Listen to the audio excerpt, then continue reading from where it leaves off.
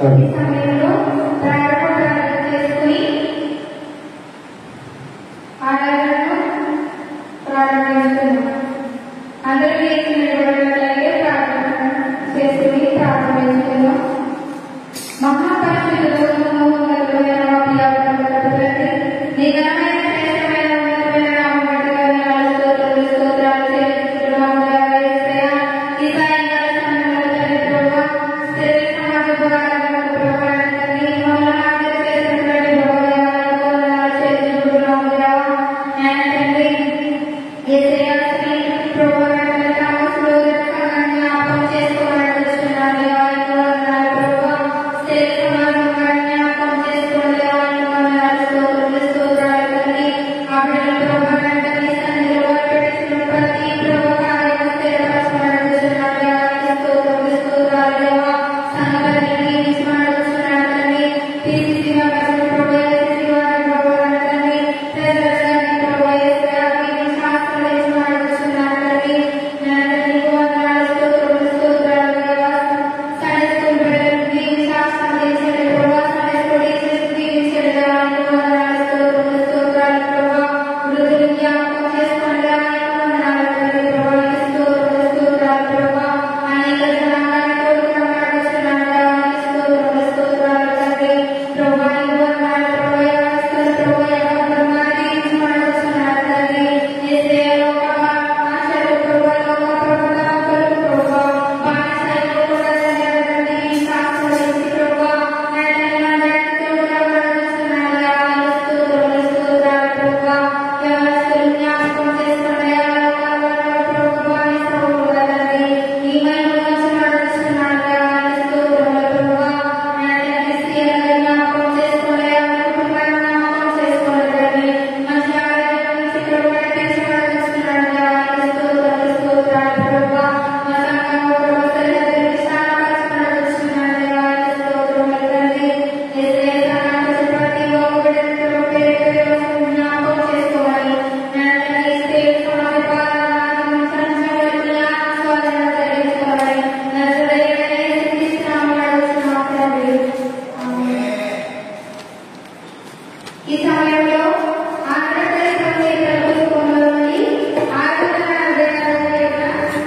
Ladies సూత్రములు పాడుతున్నాం. Andhra Pradesh ప్రభుత్వ కోణంలోని ఆరాధన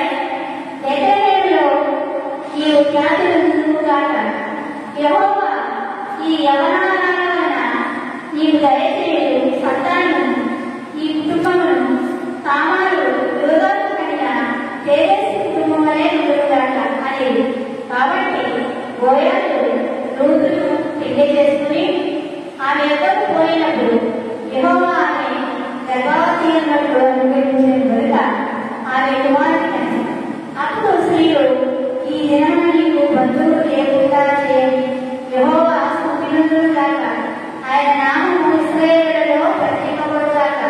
ఈయన ప్రేమించి 7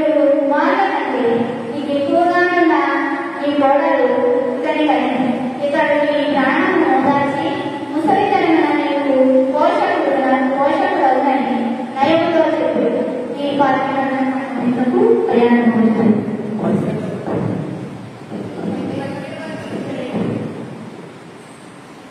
అప్పుడు నయోమి ఆ బిడ్డను తీసుకొని కౌగిలించుకొని వారిని రాజధాని ఆమె ఎవరు స్త్రీలు నయోమి కొరకు కుమారుడు పుట్టాడని చెప్పి అతనికి ఓపేదను పేరు పెట్టి అతడు దావీదుకు తండ్రి అయిన యెషయగా తండ్రి.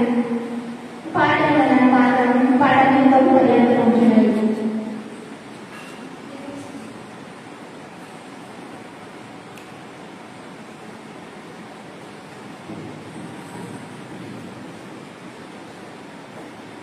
సమయంలో ఎవరైనా సాక్ష్యాలు చెప్పబడితే వచ్చి సాక్ష్యాలు తెలియపరచవలసిందిగా మనం చేస్తాం. ఈ సమయంలో ఎవరైనా సాక్ష్యాలు తెలియజేయాలని మనం ఆలోచన కలిగి ఉంటే సాక్ష్యాలు తెలియజేయవలసిందిగా మనం చేస్తాం.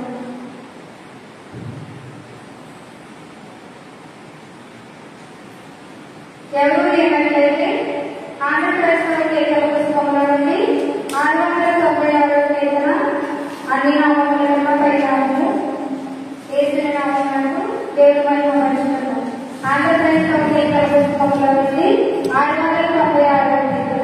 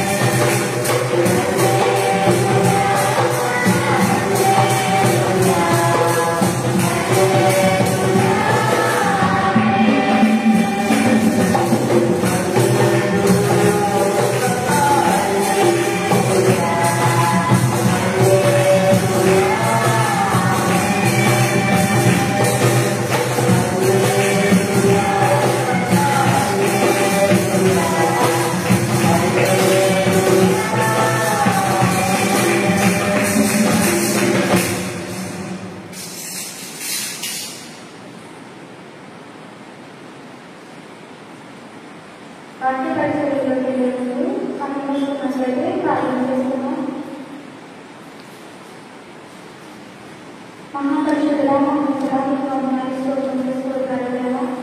దేవుడి వంటి సాయంత్రాలు ప్రభావ సమాజంలో నిలబెట్టుకుని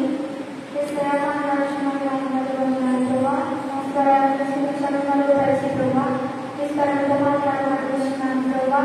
నేను మాట్లాడే ప్రభావాన్ని నడువంటి మాట్లాడాలి మీరు మాట్లాడే ప్రభావ వాడుకోవాలనుకుంటున్నాను దేవా. మీరు కూడిన ప్రతి స్త్రీతో ప్రభావం మాట్లాడాలనుకుంటున్నాను ప్రభావ. నన్ను తండ్రి ఈ రోజు నుంచి ప్రభావం జీవించాలండి. నన్ను నిలువబడి ప్రభావం మాట్లాడాలి. మాట్లాడడానికి నేను అలా సరి చేసుకోవాలి ప్రభావ.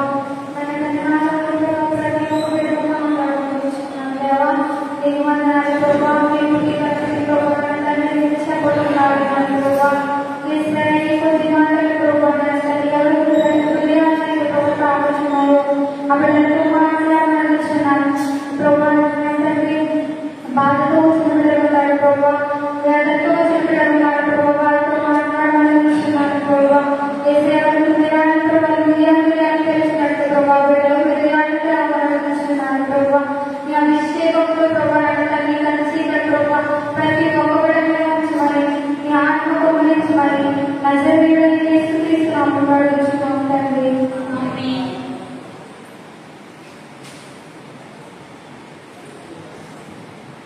మన ప్రభువును రక్షకుడైన యేసుక్రీస్తుకి హృదయపూర్వక వందనాలు తెలియజేస్తున్నానండి.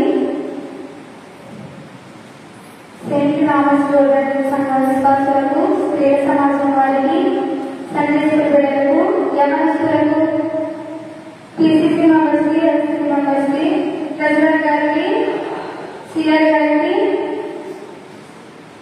మన సంఘ కాపరైనటువంటి బ్రాంచ్ పాస్టర్ అయినటువంటి జయకుమార్ గారికి, ప్రతి ఒక్కరికి నా హృదయపూర్వక వందనాలు తెలియజేస్తున్నానండి. ఈ సాయంకాల సమయంలో మనం దేవుని మాటలు కొద్ది నిమిషాలు వింటాము. నేను ఫస్ట్ అయితే ఒక స్టోరీ చెప్తాను. స్టోరీని బట్టి వాటి పరిచయం వెళ్తాను. ఒక దేశంలో ఒక భార్యాభర్తలకి ఇద్దరు కుమారులు ఉన్నారు. ఆ కుమారులు భార్యాభర్తలు ఎంతో సంతోషంగా జీవించేవారు. అలా కొద్ది దినాలైన తర్వాత ఆ దేశంలో కరువు కలిగింది. కరువు కలిగిన వెంటనే వారు వేరే దేశానికి వెళ్ళాలని నిర్ణయించుకున్నారు. వేరే దేశానికి వెళ్ళారు. అక్కడ కూడా చాలా సంతోషంగా జీవించేవారు. వారి కుమారుడికి వివాహం జరిగింది. అయితే అక్కడ వారి కుమారుడితో సంతోషంగా ఉన్నారు, కోడలతో సంతోషంగా ఉన్నారు. చాలా సంతోషంగా ఉన్న కుటుంబంలో, చాలా ఆప్యాయంగా అనురాగంగా ఉన్న కుటుంబంలో లోటు అనేది ఏర్పడిందండి. లోటు ఏంటంటే తన భర్త చనిపోయాడు, తన ఇద్దరు కుమారులు చనిపోయారు. తల్లికి చాలా వేదన, కోడలికి చాలా వేదన. అయినప్పటికీ దేవుడు మాత్రం విడవలేదండి తల్లి. ఇప్పటికీ అర్థమై ఉండాలి ఆ కథ ఏంటో.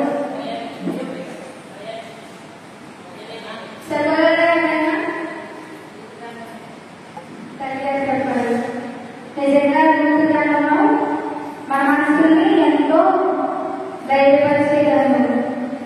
66 పుస్తకాల్లో ఒక పుస్తకంలో నిలిచిపోయింది మృత్యు.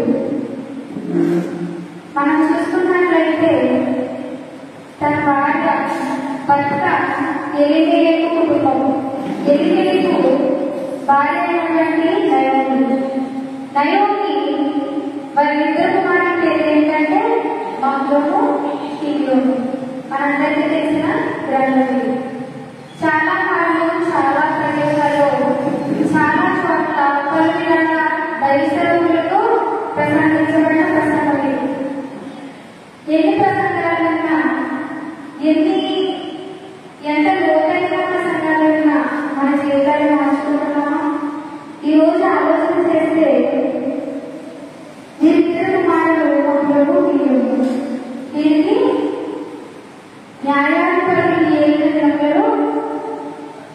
దేశంలో కరువు కలిగిందండి. న్యాయాధిపతులు 7 నెలలు. ఇప్పుడు మనకి ఎవరు ఇస్తున్నారు కరువు? ఇప్పుడు మన సీఎం గారు చంద్రబాబు నాయుడు గారు. ఇప్పుడు మనల్ని చంద్రబాబు నాయుడు గారు చేస్తున్నారు. ఆ దినాలలో న్యాయాధిపతికి 7 నెలలలో కరువు కలిగిందంట. కరువు కలిగినప్పుడు బెత్లెహేము యూదా ప్రదేశం నుంచి మోయాబుకు వెళ్ళిపోయారు. మోయాబుకు వెళ్ళిన వీళ్ళు అక్కడ సంతోషంగానే ఉన్నారు. అన్య ప్రదేశంలోకి వెళ్ళారు.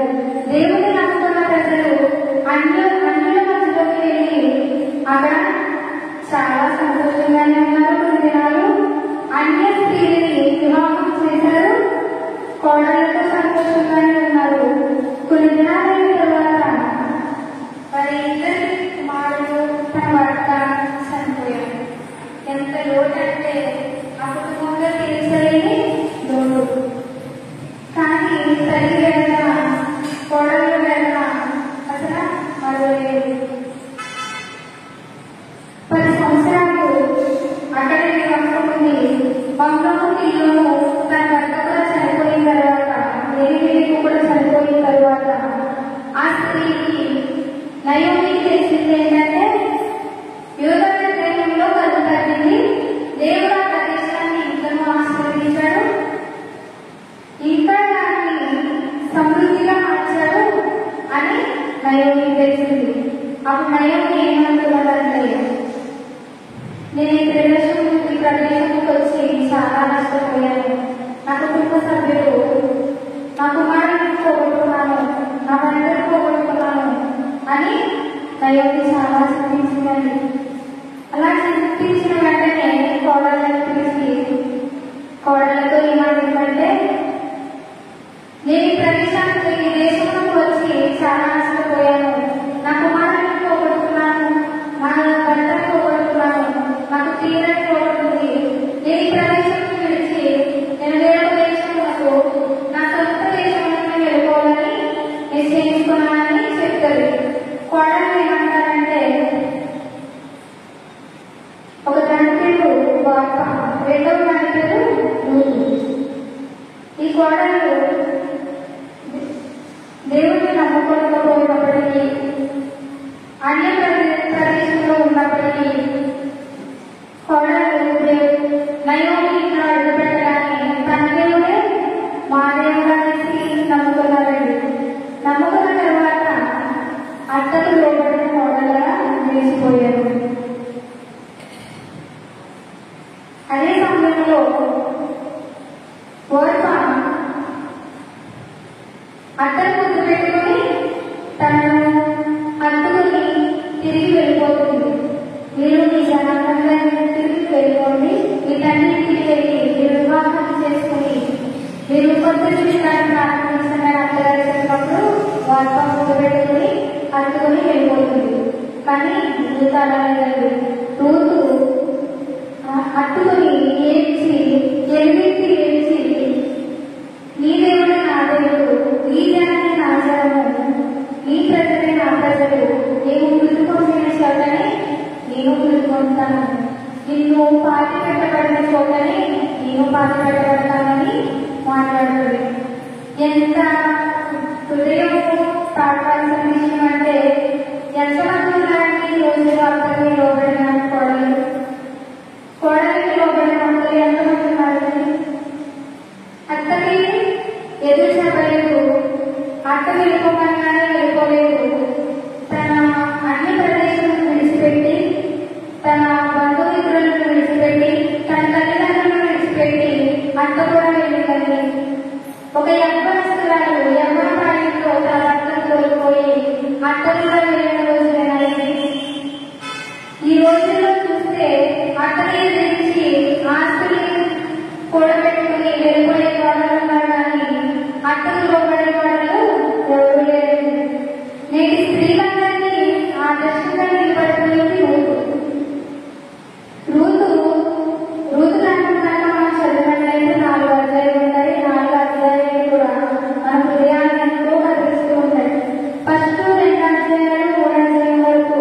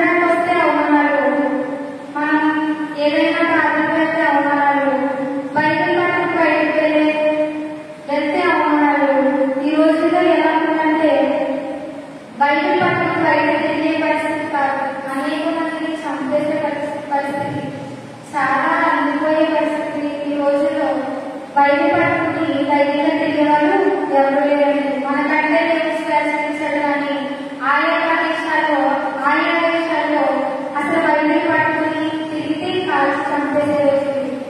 కానీ దేవుడు మనల్ని జ్ఞాపకం చేసుకుని మన జీవితాల్లో కూడా మనం బయట పట్టుకుని తిరిగేలాగా దేవుడు చేశాడండి.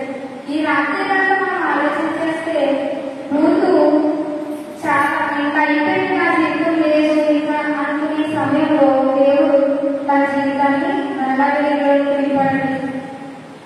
ఏ కాలంలో అయితే ఉందో వారి ఒకసారి చదువుతున్నాం. వాళ్ళు ఎవరి వల్ల ఆరంభంలో నిలబెట్టేది రూతు గ్రంథం 1వ అధ్యాయము 28వ వచనం చదువుకున్నట్లయితే రూతు గ్రంథము 21వ అధ్యాయం 22వ వచనం.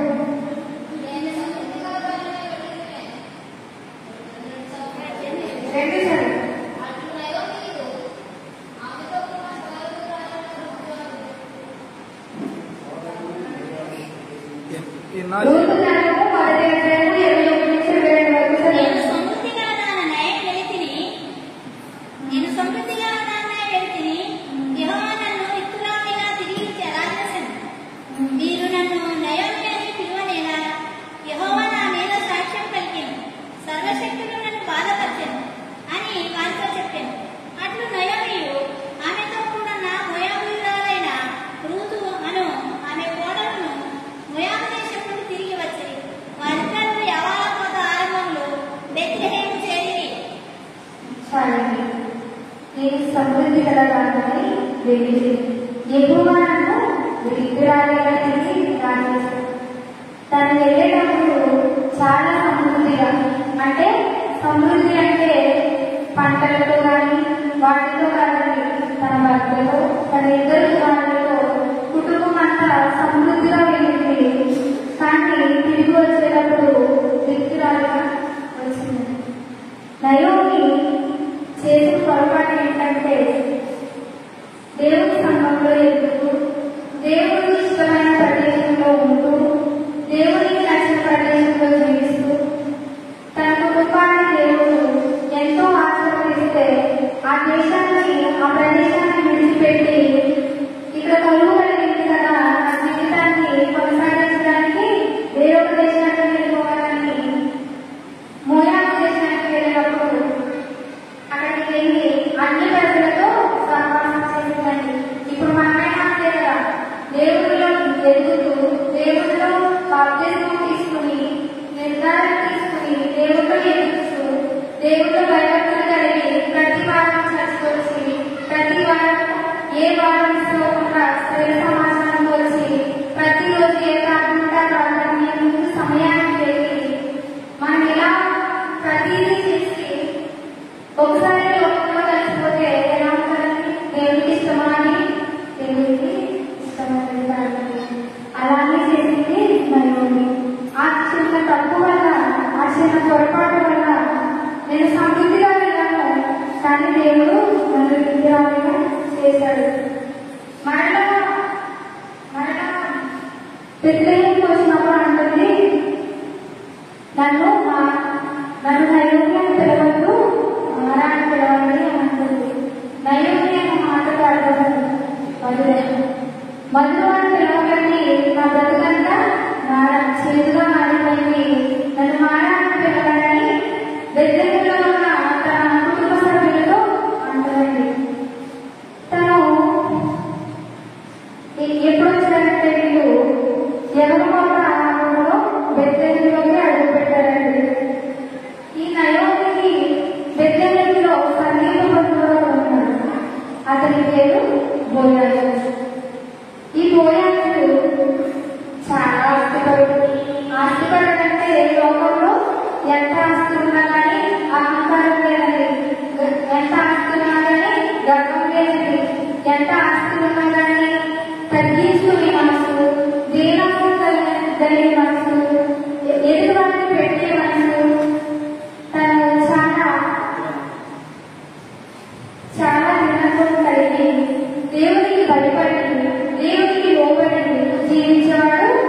బోధకుడు. ఎంత ఆస్తిపరుడైనా ఎటువంటి అహంకారం లేదని, ఎటువంటి గర్వము లేదు. కానీ రూతు తన అంతరాన్ని పరిమితం తీసుకుని, అంటే తన అంతరాన్ని ఉద్దేశం ఏంటో తెలుసుకుని ఆవిడ అడుగుతూ ఉంటది. మీరు సెలవిస్తే నేను చేలో పడగడానికి వెళ్తానని చెప్తాడు. పడగ తన అర్థాన్ని ఎలా పోషించాలో తెలియక పడగ దాన్ని అంటే ఇప్పుడు మనకి గొడ్డులు కాకపోతే అప్పుడు గోధుమలండి. గోధుమలు పోయి కాలంలో వాళ్ళు దగ్గరికి వచ్చారు. ఆ అన్నగారు మోయాగారు కాకపోతే దేవుడిలో వచ్చిన తర్వాత తన ఇంట అడుగుపెట్టిన తర్వాత తన అత్త ఇంట అడుగుపెట్టి తన బ్రతుకును మార్చుకుందండి.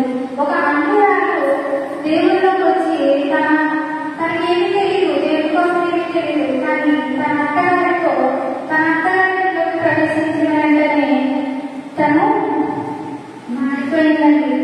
ఎంతమంది ఉన్నారు ఈ రోజులో? ఎంతమంది మారుస్తున్నారు? అనేకమైన అన్య సంబంధం బయట చాలా మంది ఉన్నారు. అందులో పక్కన ఉన్నారు, మనం మార్చగలుగుతున్నామా? మన ఎదురింటి వాళ్ళు ఉన్నారు, వాళ్ళు మనం మార్చగలుగుతున్నామా?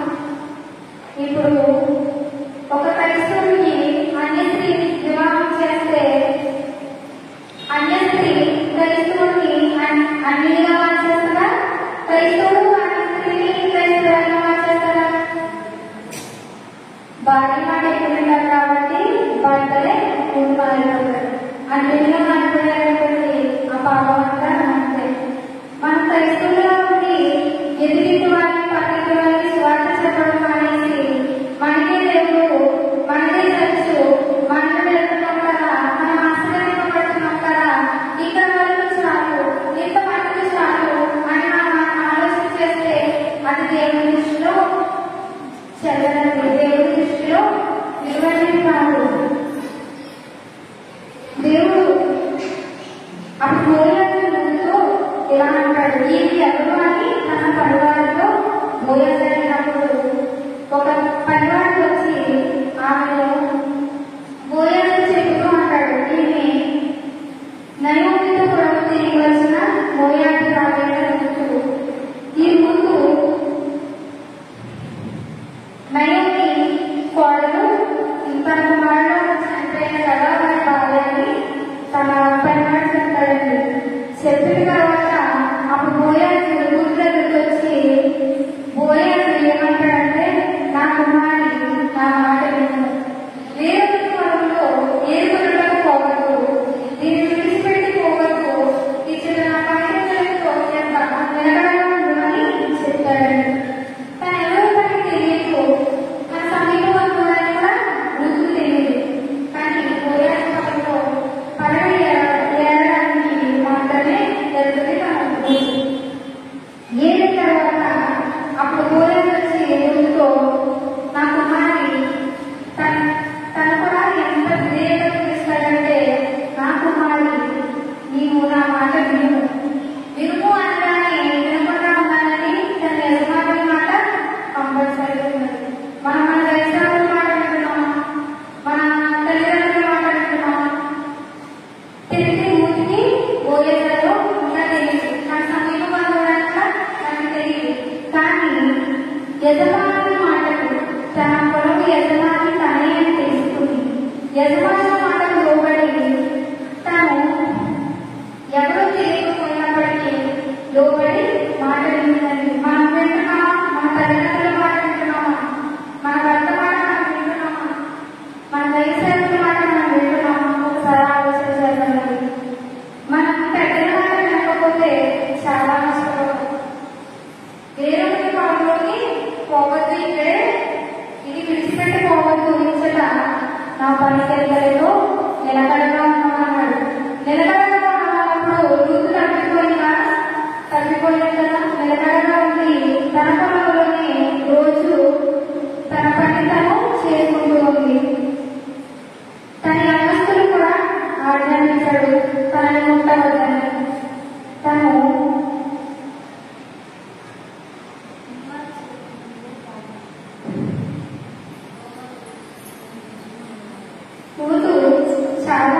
లోబడి ఉంచదండి. తరువాత 3వ అధ్యాయము 11వ వచనం చదువుతున్నాం.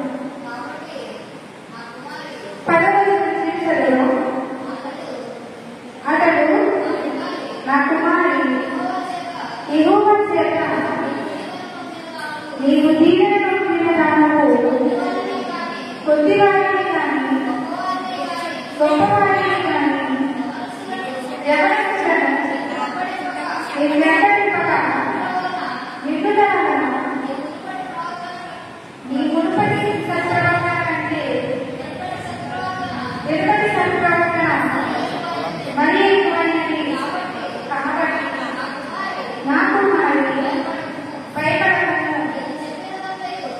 నీవు చెప్పినదంతయు నీకు చేసినాను, నువ్వు యోగ్యురాలని మన జనులందరూ ఎరుగుదురు. ఇక్కడ మనం చూసినట్లయితే అతడు ఏమంటాడంటే, నా కుమారి యెహోవా చేత నీవు దీవెన పొందినవాడు. ఒక అన్య స్త్రీని దేవుడు దీవించి నీవు దీవెన పొందిన దానవు అని ఒకరితో తన యజమానితో సాక్ష్యం పొందిందంటే నువ్వు. మనం ఎలా ఉంటామో, మనం బాప్తిస్మం తీసుకున్నాం కదా, మనం ఎలా ఉంటామో, మన దైవసేవకుల వారి గురించి సాక్ష్యం ఇస్తున్నాడా, మన సంఘటనల వారి గురించి సాక్ష్యం ఇస్తున్నాడా? ఆమె చాలా ప్రార్థనలండి, ఆమె ఇంటికి ప్రార్థన చేసుకోండి, స్వస్థత పొందగలని ఎవరైనా సాక్ష్యం ఇస్తున్నారా గురించి? మనం ఎలా ఉంటున్నాం? మనం పడుకోవాలని మనం ఇబ్బందిగా ఉంటున్నామా? మన ఎదుటి వారికి మనం ఇబ్బందిగా ఉంటున్నామా? ఆలోచన చేద్దాం. మన గురించి మన సహోదరులు సాక్ష్యం ఇవ్వాలి, మన దైవసేవకులు సాక్ష్యం ఇవ్వాలి, మన ఇరుగు వర్గం వారు సాక్ష్యం ఇవ్వాలి. అలా జీవించినది నువ్వు.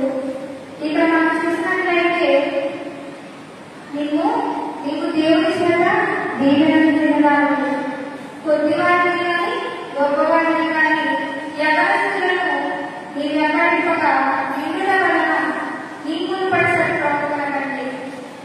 అంటే మునుపటి సత్ప్రవర్తన అంటే వెనుపటి సత్ప్రవర్తన చాలా గొప్పది. తనకి వివాహం అయిన తర్వాత తన భర్తని యథాకాలంలో కోల్పోయింది. కానీ ఏ యవనస్తుడిని కూడా వెంబడించలేదండి. ఏ యవనస్తుడికి కూడా తన మనసుకు వెళ్ళాలి. దేవునికి లోబడింది, అత్తకు లోబడింది, తల్లిదండ్రులకి లోబడి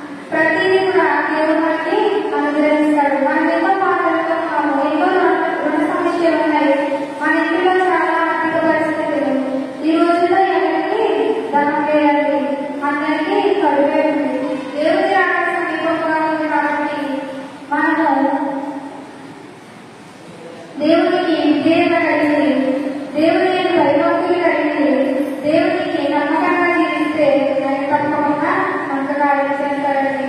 ఈ పాపపు జీవితాన్ని రూపు వదిలిపెట్టి వచ్చిందంటే ఇది లోతు అక్రమ సంబంధాల నుంచి వచ్చిందండి. మోయాబు దేశం మోయాబీయులతో దేవుడు ఇశ్రాయేలీయుల్ని జరగట్టవద్దని వారితో వారి సమాజంలో చేసుకోవద్దని వారిని దరిచేర్చవద్దని చెప్పాడండి. లోతు సంతానం నుంచి ఈ పాపం సంతానం అనేది వచ్చిందండి. మనం కూడా అంటే లోకంలో ఈ లోకము ఇది ఒక పాపపు జీవితం. దేవుడు వారిని ఎందుకు తీశాడంటే ఈ పాపంలో మనం ఆయన్ని ఎంత భక్తి చేస్తామో ఎంత విధేయంగా ఉంటామో ఒక రోజు మన గురించి దేవుడు ఒక సాక్షి ఇవ్వాలంటే ఒక సాక్షి ఇవ్వాలంటే మనం ఒక పరలోకంలో వెళ్ళి అక్కడ ఒక తీర్పు ఉంటుందండి. ఆ తీర్పులో దేవుడు మన కోసం సాక్షి ఇవ్వగలిగితే అప్పుడు దేవుడు మన కోసం కనుక సాక్షి ఇవ్వగలిగితే మనము ఇక్కడ క్రమంగా జీవించినట్లేనండి. ఒక ఉదాహరణ చెప్పుకున్నాం. ఒక ఊరిలో కొన్ని వరదలు కొట్టుకుని వస్తున్నాయి. తుఫాన్లు వస్తున్నాయి, వరదలని కొట్టుకుపోతున్నాయి. వాళ్ళ ఇంట్లో ఉన్న ప్రతి సామాను కొట్టుకెళ్ళిపోతుందండి. కొంతమంది అనిస్తే ఏం చేస్తున్నారంటే ఇల్లు వారికి కావాల్సిన సామాను అంతా ఒడ్డు తెచ్చుకుంటారండి. అలాగే ఏం చేశాడంటే దూరంగా ఉండి నల్లగా ఒక పెట్టె పెట్టి కనిపించిందండి. ఆ పెట్టె తీసుకుందామని ఈ అబ్బాయి వెళ్ళినప్పుడు ఈ అబ్బాయి ఇల్లు వెళ్ళి ఆ పెట్టె పట్టుకున్నాడు. పట్టుకున్నప్పుడు ఆ అబ్బాయి కూడా ఆ పెట్టె పట్టుకుందండి. పెట్టె పట్టుకున్నప్పుడు దీంట్లో ఏదో కుంభకాలం నుంచి చాలా బంగారం ఉండే ఉన్నది. ఇది మనం పట్టుకెళ్తే మన ఆరోగ్య సంక్షేమానికి తీరిపోతాయి, మన బాధలకు తీరిపోతాయని ఏదో ప్లాన్ చేసుకుంటామన్నాడు అబ్బాయి మనసులో. వేసుకుని అక్కడికి వెళ్ళి ఆ పెళ్లి పట్టుకున్నప్పుడు ఆ పెళ్లి కూడా ఈ అబ్బాయి పట్టుకుందండి. పట్టుకుని ఈ అబ్బాయి తీసుకురావడానికి ఆ అబ్బాయి తీసుకెళ్ళిపోతుంది. తీసుకెళ్ళిపోతున్నప్పుడు ఒడ్డు అనుకుంటున్నారు వాడు ఏదో బంగారం జరిగినట్టుంది. అందుకే వాడు మనం తీసుకుంటామని అనుకుంటున్నారు. ఎందుకే తెలియస్తే ఆ అబ్బాయి క్యారెక్టర్ పెట్టి నన్ను కాపాడాలి అనేసి ఆలోచుకుంటే వీళ్ళు ఎంత కాపాడమన్నా వరదలో పడిపోయిన అబ్బాయిని కాపాడలేకపోయారు. ఇండియాని పంపాలంటారు. ఒక ఎలుగు బండిని అబ్బాయి పట్టుకున్నాడు. అది చలికి వణుకుపోతూ ఈ అబ్బాయి నడుచుకోవడం వల్ల ఈ అబ్బాయి పట్టుకుని ఒడ్డు తీసుకెళ్ళి చీల్చి చంపేసిందండి. ఇది కూడా పాపమైన వృత్తిలో మనం పడిపోతున్నాం. మనం ఎంత విడిచిపెట్టాలని చూసినా అది విడిచిపెట్టదండి. మనం ఒకసారి కనుక పట్టుకున్నామంటే పాపాన్ని అది మనల్ని విడిచిపెట్టదు, చంపే వరకు కూడా తీసుకెళ్తుంది. ఇప్పుడు మరణాలు కూడా వస్తున్నాయండి. వ్యసనాలకు ఆశ్రయిపోతున్నారు, త్రాగులకు ఆశ్రయిపోతున్నారు. చాలా మందికి దురాలోచనలకి అలవాటు అయిపోతున్నారు. లాస్ట్ అని మరణం వరకు ఏదైనా ఈ సమయాల్లో ఎక్కువ ఆత్మహత్యలు చేసుకోవడం అని, మందు తాగేయడం అని, ఉరేసి చనిపోవడం అని ఇలాంటివన్నీ జరుగుతున్నాయంటే వాళ్ళు పాపానికి చోటించి దేవునికి చోటివ్వట్లేదని ఒక్క దేవుని వాక్యాన్ని పట్టుకోకుండా పాపాన్ని పట్టుకుని మరణం వరకు వెళ్తున్నారంటే నిజంగా చాలా బాధాకరమైన విషయం. వారి కోసం మనం ప్రార్థన చేయగలుగుతున్నాం, వారి కోసం తల్లిదండ్రులుగా మనం బాధ్యత తీసుకుంటున్నాం. ఒకసారి ఆలోచన చేస్తే యవనస్తులు కూడా గమనించాలి. చాలా అలవాట్లకి బానిసైపోతున్నారు. మన పిల్లల్ని మనం వాక్యంలో తీసుకున్నామా, వాక్యం చదవమని నేర్పిస్తున్నామా, స్కూల్కి వెళ్ళినప్పుడు వాళ్ళకి బయట ఇస్తున్నామా, ఫోన్ ఇస్తున్నామా. మనం చాలా ఆలోచన చేస్తే ఇప్పుడు ఎక్కువ పాపం అనే మూవీలో ఫోను, డ్రగ్స్ వీటికి బాగా మనసైపోయినారండి. బైక్ ఇస్తున్నారు, మైనార్టీ తిరుగుతున్నా బైక్ ఇస్తున్నారు, ఫోన్లు ఇస్తున్నారు. వారి జీవితాలు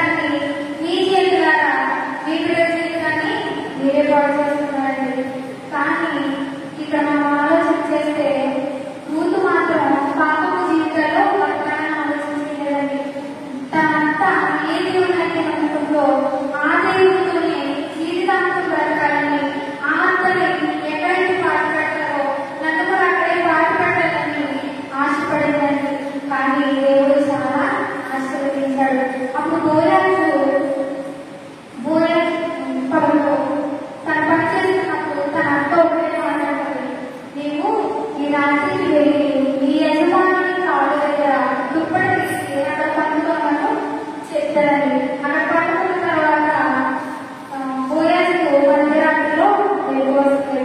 వెలుగు వచ్చి చూసినప్పుడు నీవెవరు అని అడిగినప్పుడు నేను నిరాశమైన కూతురు అని తను చెప్తారండి. చెప్పిన తర్వాత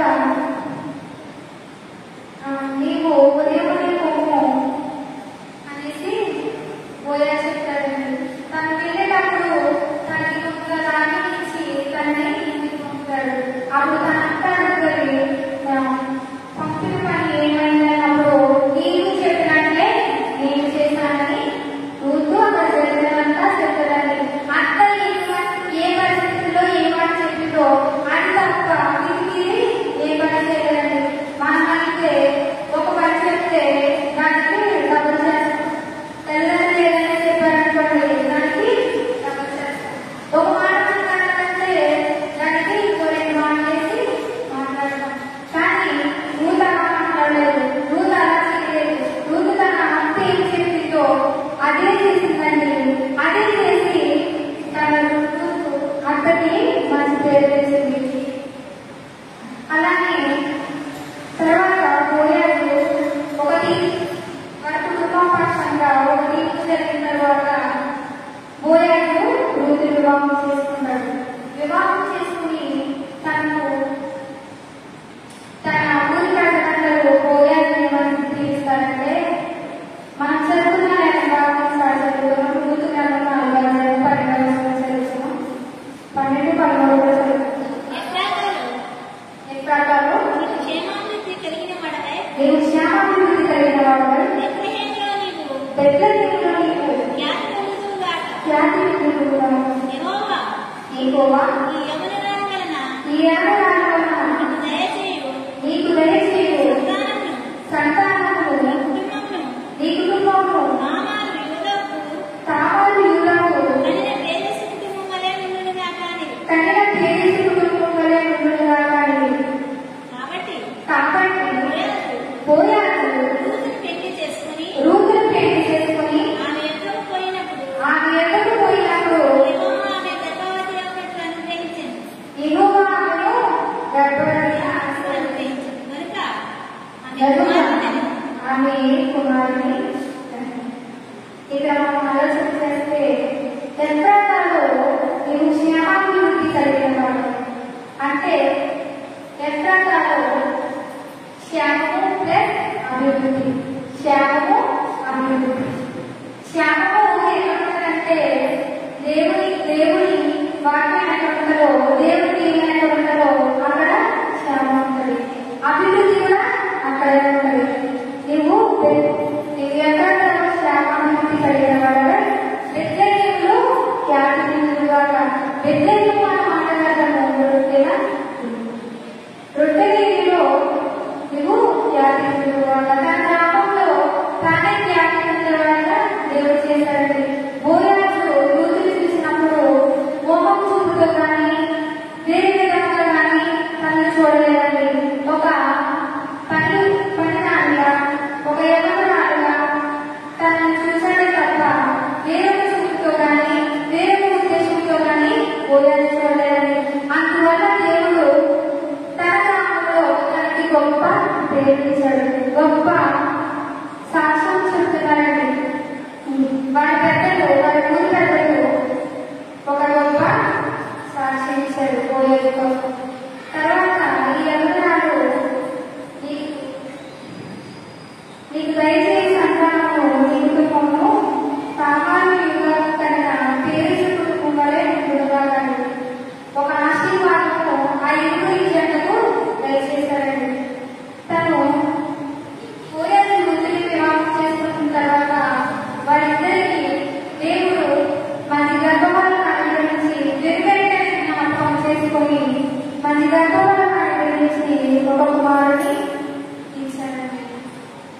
ఆ కుమారుని పేరు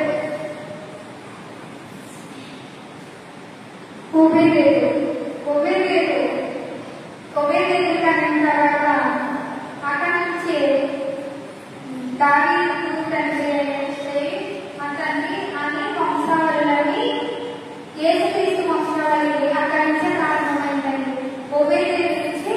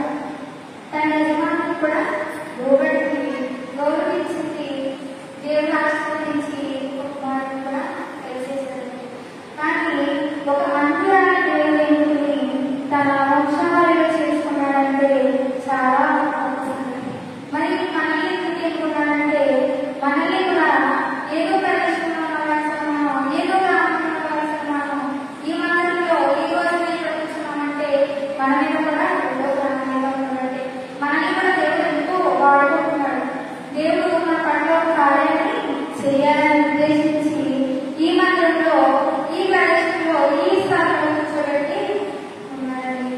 నిజంగా దేవుడు మనల్ని కూర్చోబెట్టాడంటే అది ఒక ప్రణాళిక మాత్రమే, ఒక ఉద్దేశంతో మాత్రమే మనల్ని ఇక్కడ కూర్చోబెట్టాడండి. దేవుడు ఇంతగా ఆశీర్వదించాడు.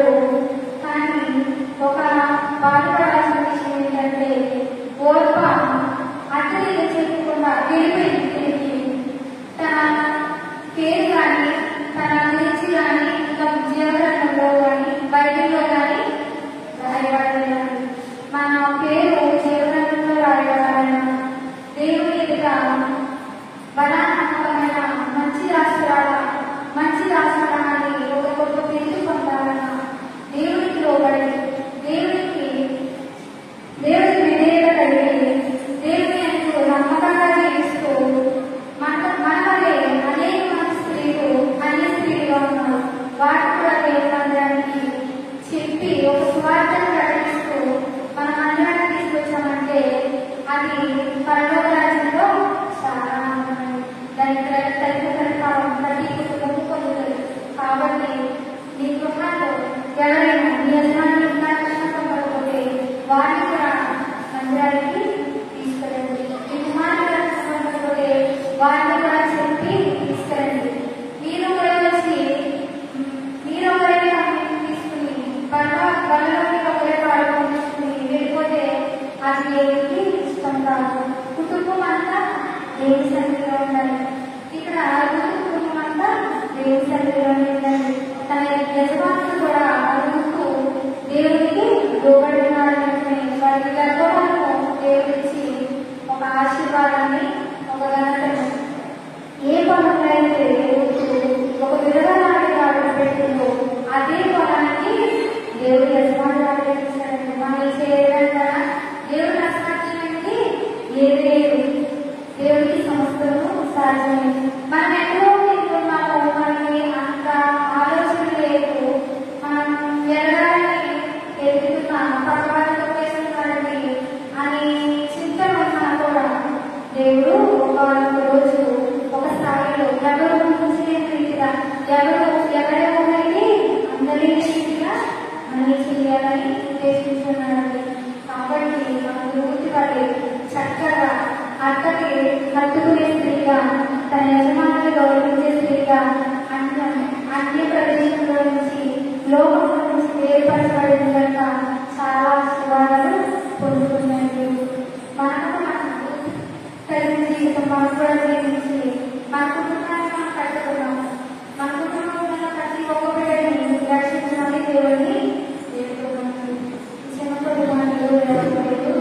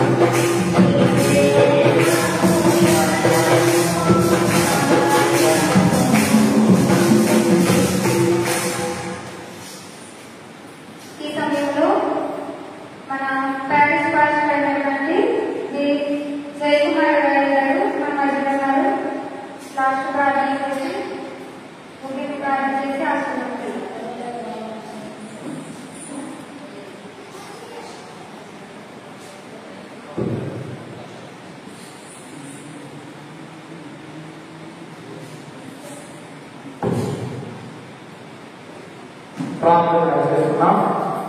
అందరూ తలలు వచ్చినట్లయితే ప్రార్థిస్తున్నాం. సర్వప్రకారం మా ప్రియ పరలోకపు తండ్రి, నీ ఘనమైన శ్రేష్టమైన మహోన్నతమైన నామమును బట్టి వందనాలు స్తోత్రాలు చెల్లిస్తున్నాం. దేవా, ఈ యొక్క రాత్రి కాల సమయం స్త్రీల సమాజంగా నీ ప్రియులైన వారు చేరి నీకు ఆనందించుండగా ఎక్కడ ఎదురు చేరి నీ నామమును స్తుతిస్తారో, నిన్ను కనపరుస్తారో నీ వాగ్దానం ఇచ్చిన దేవా, నీకు వందనాలు స్తోత్రాలు చెల్లిస్తున్నాం. తండ్రి, ఈ సమయంలో నీ సన్నిధిని చేరిన ప్రతి బిడ్డను దీవించమని ప్రార్థిస్తున్నాం. ముఖ్యంగా నేను ఆరాధించుండగా, నేను కనపరుచుండగా నీ సన్నిధిని ఏ రీతిగా అయితే బిడ్డల మధ్యలో వచ్చి ఉన్నా అదే రీతిలోనే బిడ్డల యొక్క సమయంలో నీ సన్నిధిలో వినిన వాక్యమును బట్టి వారి జీవితంలో వారు పాటించు వారిగా ఉన్నట్లు నీ సన్నిధిని తోడుగా ఉంచమని ప్రార్థిస్తూ ఉన్నాం. నీ ఆత్మ కంచే చేత బిడ్డలు వినిన ప్రతి వాక్యాన్ని కూడా వారి హృదయంలో భద్రము చేయమని ప్రార్థిస్తూ ఉన్నాం. దేవా, ముఖ్యముగా నేను వెంబడించగలిగిన బిడ్డలుండడానికి ఇంకొకటి ఏంటంటే వినిన వాక్యమును బట్టి రూతు వలె వారి యొక్క అర్థవాన్ని వారి కుటుంబం ఆనుకునేటువంటి వారి అంటే వారి యజమానులను ఆశ్రయించినటువంటి వారి దేవా, అన్య జనాంగములు అన్య జనుల స్థలములు బిడలను ఎన్నుకొని నీవు ఏర్పరచుకుని నా గొప్ప దేవుడిగా ఉన్నావు. ఆ రీతిగా ఇక్కడ నిలిచిన ప్రతి స్త్రీ వారి యొక్క స్వగృహము నుండి ఈ రోజు నీ మందిరములో చేరడానికి మీరు నడిపించారు ప్రభావం. అక్కడ ప్రతి వందనాలు తెలుసుకున్నాం. తండ్రి, బిడ్డలను వారి కుటుంబములను ఏకము ఆశీర్వదించమని ప్రార్థిస్తున్నాం. సంఘంలో ఉన్న ప్రతి స్త్రీలు వారి కుటుంబంలో నుంచి కన్నీటి ప్రార్థనలు చేయగలిగినటువంటి స్త్రీగా బిడ్డలు ఉండడానికి కృపణీయమని ప్రార్థిస్తున్నాం. ముఖ్యంగా వారి కుటుంబాలలో ఏ అవసరాలు ఉన్నాయి, ఏ కష్టాలు ఉన్నాయి, ఏ శ్రమలు ఉన్నాయి, ఏ ఇరుకులలో ఇబ్బందులలో కుటుంబీకులు సమాలోచున్నారు దేవా, నీ సన్నిధికి వచ్చి వారి ప్రతి ప్రార్థన అవసరం ప్రతి విజ్ఞాపనం నీ సన్నిధిలో సమర్పించుండగా అతి సమర్పణను ఆగ్రహించమని ప్రార్థిస్తున్నాం. దేవా, నీ సన్నిధిలో వారి యొక్క ప్రతి విజ్ఞాపనను విని ప్రార్థనకు తగిన ప్రతిఫలాన్ని దయచేయమని ప్రార్థిస్తున్నాం. దేవా, ముఖ్యంగా మా సంఘంలో ఉన్న స్త్రీల సమాజం అభివృద్ధి పరచండి ప్రభావం. నీ సన్నిధికి ప్రతిదినము కూడా వచ్చి నేను ఆరాధించగలిగేటటువంటి బిడ్డలుగా స్త్రీలు ఉండడానికి సహాయం దయచేయండి. ఈ సమయంలో సంఘంలో నడిపిస్తున్నటువంటి సీఎల్ గారి సంఘ బద్దలను ప్రార్థిస్తుంది. దేవ, సంఘ కార్యక్రమాలన్నీ నిబంధనగా క్రమంగా మర్యాదగా నీతియుక్తంగా జరుగుతూ సహాయం దయచేయండి. దాని సమయంలో ఈ రాత్రి కాల సమయం మమ్మలను నీ ఆనందంలో వాక్య ధ్యానంలో కలిగించిన దైవజనుల సైన్యరామ గారి వాహనాలు చేస్తామా. నీ ప్రియ బిడ్డలకు నీ వాక్యము చేత నడిపించి తగిన జ్ఞానం ఇచ్చి ఎక్కడో సంఘం ఏ రీతిగా నడిపించాలో నీ ఆలోచన ఇచ్చి నడిపించమని ప్రార్థిస్తున్నాం. అవి రాత్రి నమ్మలేదు మేము గృహాలకు నిర్దేశించుకోవాలి. నీ కృపను మాపై నిండుగా ఉంటున్నాను. తిరిగి ఉద్యోగంగా లేచి నేను స్థుతించగలిగే సుఖమైన నిద్రను ప్రతి బిడ్డకు కలుగజేసి తిరిగి జీవం ఇచ్చి వారిని బ్రతికించి నీ అందు ఘనమైన సాక్షులుగా వాడుకుంటాను. యేసు నామములో ఆమె పరలోకమున మాత్రమే ఈ నామం పరిశుద్ధపరచబడుగా నీ రాజ్యముగా నిశ్చితం పరలోకమున నెరవేర్చినట్లు భూమిపై నెరవేరుగాక. మా ఆహారం మహిళ ప్రాంతంలో చేసిన చెప్తున్న ప్రకారం మా పాడవలసింది సంవత్సరంలో సేకరణ రాజ్యమును శక్తియు మహిళ నిరంతరం ఆమె మన పాపముని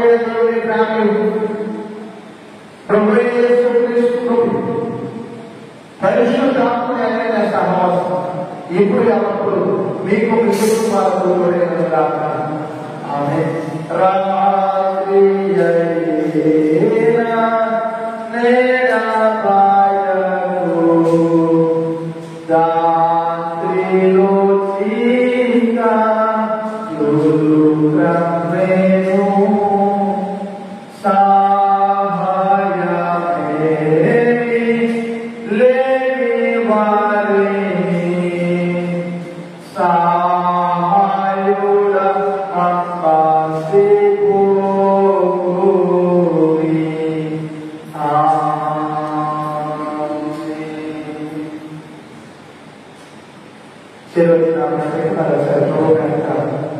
తెలియజేసుకోవడానికి సెలవు.